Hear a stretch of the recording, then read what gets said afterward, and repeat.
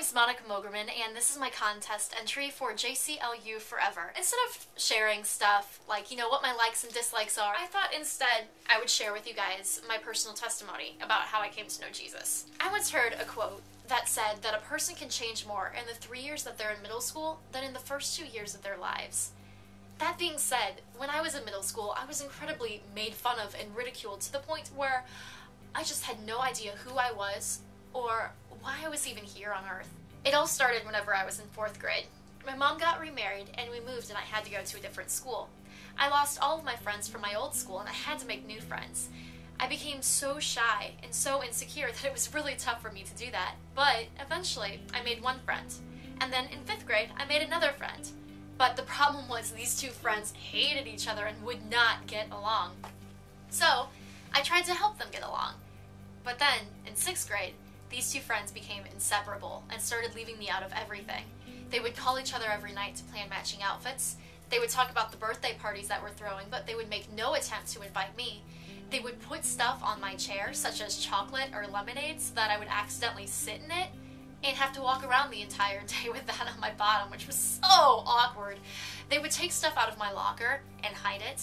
They would write mean things about me on the chalkboard in front of the whole classroom. They would fill up the lunch table with so many girls that I would have no place to sit and I'd have to sit by myself. It just got so humiliating. And I tried so hard to try to fit in so that I would be accepted by these girls. But in doing that, I began to lose who I was. And I felt so alone. I couldn't talk to my mom about what was going on. I couldn't talk to teachers because that was extremely uncool. And worse, I grew away from God. I felt like he totally abandoned me and I felt like I had no one. I decided that the smartest thing to do would be to kill myself. I know this probably seems like such a, too personal of a thing to talk about on YouTube, but it's part of my life. It's part of who I am, and perhaps it'll help somebody out there who's really struggling. I decided that the safest form of killing myself would be to fall. Unfortunately, or fortunately as it is now, I was too chicken to fall from a really, really tall height, and so I decided, hey, what I'm gonna do is I'm just going to, stand right here, well maybe not right here, but stand on the ground in front of my mom, and I'm just gonna, let my knees collapse out from underneath of me. But little did I know that a fall of 4'9" at the time wasn't enough to cause any sort of substantial damage. So I was left sitting there in a lump on the floor with a bruised ego and a bruised bum. Well, my mom asked, "Are you alright?" I just felt so humiliated because I just didn't know how to voice what was going on inside of me. I didn't know who I was. I didn't know what I wanted in life. I didn't know why I was going through any of the things that I was. And I didn't know what to do. It's such a miracle that I made it through the rest of middle school. And then in high school, I decided, you know what? This is ridiculous. I gotta start being who I really am. I decided it was time for a change. So I got a whole new circle of friends in theater who were totally okay with me being quirky and goofy because they were too. And I started dressing how I wanted to and talking like I wanted to and acting like I wanted to, and things started getting better for me. But I still felt as if something was missing. I remember I was riding home on the bus with one of my friends who I met in theater, and she was telling me how she used to be really, really made fun of as well. And how one day, one of the girls in her PE class stood up for her and said, "Hey, stop making fun of her." And she invited her to youth group. And whenever my friend was at youth group, she learned about Jesus. She learned about how he was God's son, how he was sent to earth to save all of us from our sins. And those mistakes keep us from God. And some people think, hey, I can get to heaven by doing good works. I can get to heaven by paying the right amount of money, by saying enough good things, by, helping out with charities and organizations. But then you start to wonder, how good is good enough? What if you're one notch away from getting to heaven when you die? Then what? Was it all a waste? She told me about how all we had to do to get into heaven was accept Jesus Christ as the Son of God, ask for forgiveness for our sins, ask him to come into our lives and change us. And that's it. That's all we had to do. We just had to ask for forgiveness for our sins. And I was so shocked by that realization because as much as I heard it as a little kid in children's church, it finally clicked like, whoa, this is real. This is what I'm missing out on.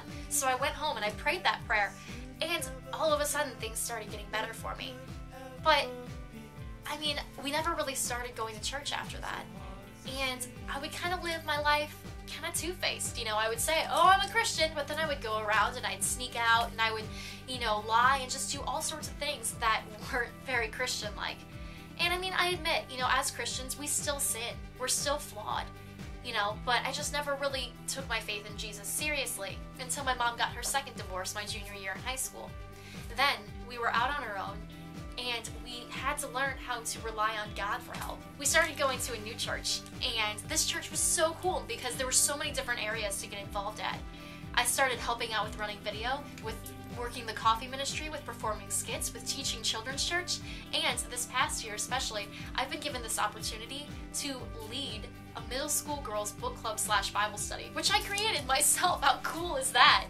It was just neat because I've started doing Bible studies at my church, and I've learned just how amazing this gift is that God's given me. You know, how cool it is to become a Christian. How, once you start to take your faith seriously, it's something that just transforms you from the inside out. You know, I don't feel like I'm missing anything anymore because I have God. And even though life can get so, I don't know, frustrating sometimes and so chaotic, and it still feels like sometimes things don't make sense, in the end, I start to realize, I start to see how God is using this stuff in my life. I've learned that this middle school experience that I went through, He used to have me help others who are going through the same thing. And it's just so awesome being able to work with these middle schoolers and elementary schoolers and high schoolers, and just to be able to share with them what I've been through and be with them through the stuff that they've gone through as well. I once remember, whenever I first moved in 4th grade, my first friend that I made, she once told me that she was a Christian. But she wasn't one of those crazy Christians, you know, who were totally like, yeah, go Jesus, woo! She was just like, oh yeah, I'm a Christian, woohoo. And, you know, I was like, oh yeah, I totally understand you there. And, you know, I used to be so scared of those people that were so like, yeah, Jesus! You know, it never made sense to me. But then as soon as I started getting involved in this church that I'm going to currently, I started realizing that God is really awesome.